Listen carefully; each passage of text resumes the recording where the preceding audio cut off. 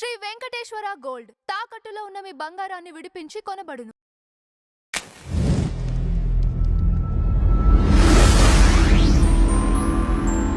నమస్కారం ప్రసాద్ గారు. నమస్తే. జగన్మోహన్ రెడ్డి గారి కొత్త యాప్ చూసారా? 2.0 ఏంటి మీ అభిప్రాయం ఏంటి? ఎవరు సరదా అది ఉంటుందండి. ఇప్పుడు విషయం ఉన్నవాడిని విషయం లేకుండా తయారు చేస్తే మళ్ళీ 2.0 ఇవన్నీ చేయవలసి వస్తుంది. నేను ఈ మధ్య ఆయన విషయం అయితే గౌతమ్ బుద్ధుడు కదే చెప్తున్నాను.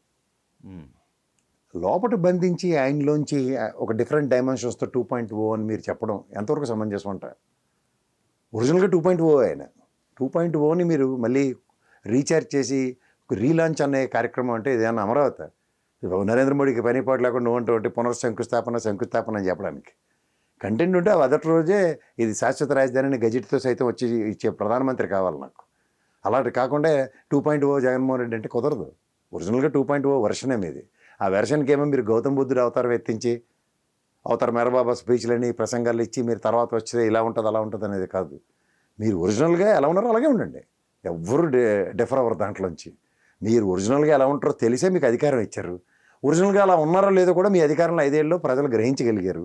ఇవన్నిటికీ సమాధానాలు మీదే రండి. మళ్ళీ 2.0 అంటే ఎవరో తలా తోకలేని పనికిమాలిన ఐడియాలు అన్నీ ఇస్తున్నారు. అదైతే మామూలు లేకుండా చెప్తున్నా. మీది కాంది మీకు పూసుకోవడంలో మిమ్మల్ని మించిన వాళ్ళు లేరు.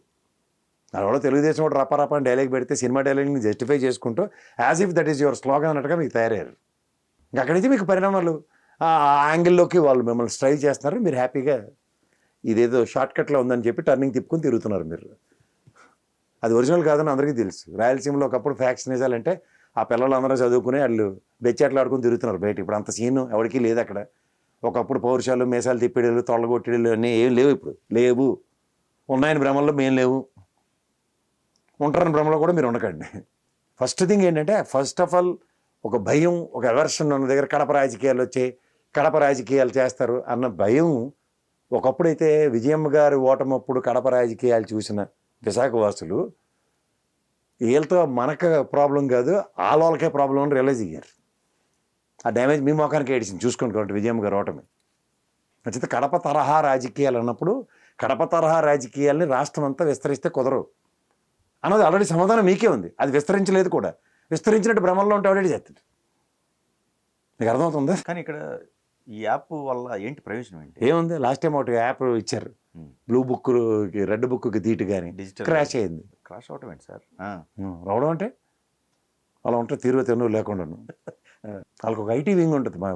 దీనికి ఉందా వాళ్ళని ఒకసారి గుండెల మీద చేసుకుని ఒక కాగితం మీద దీనికి ఉన్నామని చెప్పి రాసేవాడికి జగన్మోహన్ రెడ్డి గారికి ఉత్తరం ఏమనండి. ఇది ఐటీ వింగ్. ఐటీ వింగ్ దీనికి రా మీరు ఎవరన్నా అడగమనండి చూద్దాం.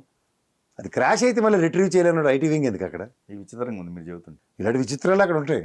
కానీ ఇక్కడ ఒక రకంగా వీళ్ళందరినీ ఎవరైతే ఉన్నారో అక్కడ ఎమ్మెల్యేలు కావచ్చు లేకపోతే కార్యకర్తలు కావచ్చు వాళ్ళకు ఒక వేదిక క్రియేట్ చేసుకున్నట్టు అనుకోవచ్చు వాళ్ళు. అలా కాదండి, నాకు తెలియక అడుగుతాను.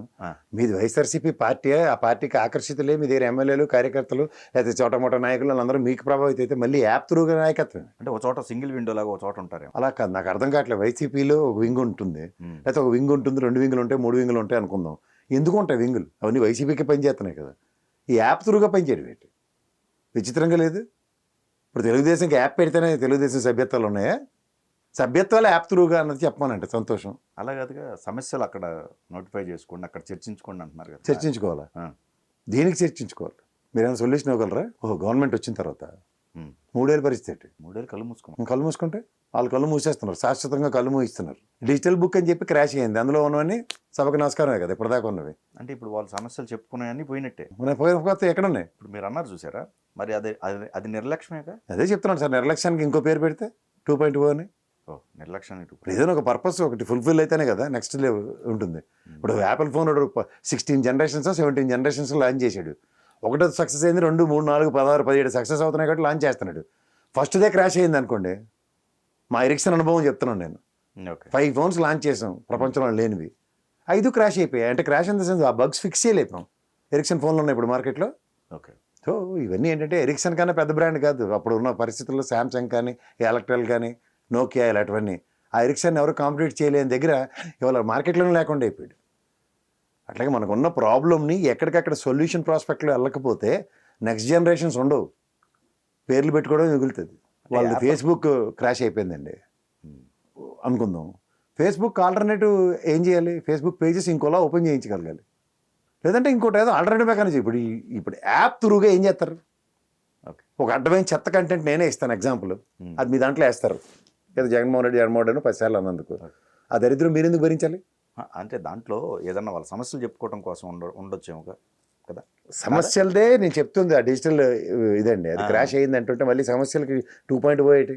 ఆ. What is the purpose of 2.0 establish చేయమనండి. నేను అంటుంది ఏంటంటే సభ్యత్వం నమోదులుగా కాదు కాదు కాదు, సభ్యత్వం మీరే నమోదు. చెప్తున్నారు. లేదంటే వాళ్ళ ఫేస్బుక్ పోయింది కాబట్టి ఇప్పుడు ఫేస్బుక్ ఇన్స్టాగ్రామ్కి ఇది ఏదైనా 2.0 ఏదైనా వేదిక కాబోతుందా? అది వేరండి. ఫేస్బుక్ అసలు ఆ అకౌంట్లు వేరు. ఉమ్. ఇది కంప్లీట్గా మీకు ప్లే స్టోర్ నుంచి డౌన్లోడ్ చేసుకోమంటున్నారు కదా. చేసుకుని ఏం చేయాలి నేను? సో వీటి వల్ల ప్రయోజనం లేదా? నాకైతే ప్రయోజనం ఏం కనబడట్లేదు. ఉమ్. ఇది ప్రయోజనం ఉందంటే డిజిటల్ బుక్ ఏమైంది? దా ప్రయోజనం చెప్పండి అది క్రాష్ అయింది అంటున్నారు మీరే. అని నేనంటే ఉమ్. మరి నీ సమాధానం ఏంది? అన్నీ ఆరంభ స్వరత్వాలే.